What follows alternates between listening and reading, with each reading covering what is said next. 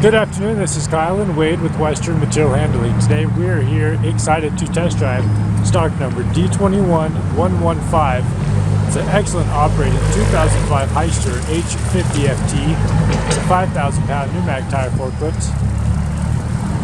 Has solid pneumatic tires. About to regroove them as well. Wade's gonna run it up real fast. It's equipped with a triple stage mast. That's approximately 189 inches of max lift height. It's equipped with the load backrest, side shift carriage, 42-inch pallet forks. As you can see, very tall. It's a really clean, burning, economical 4-cylinder LP gas engine, automatic transmission.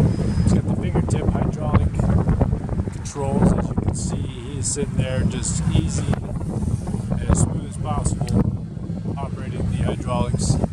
This unit has had a PM service, recent repairs, brand new paint job, full LED light package, ready for work. You can check out this forklift online at abetterforklift.com or stop by either store in Denver or Fort Collins to check out our inventory. Thank you very much for watching.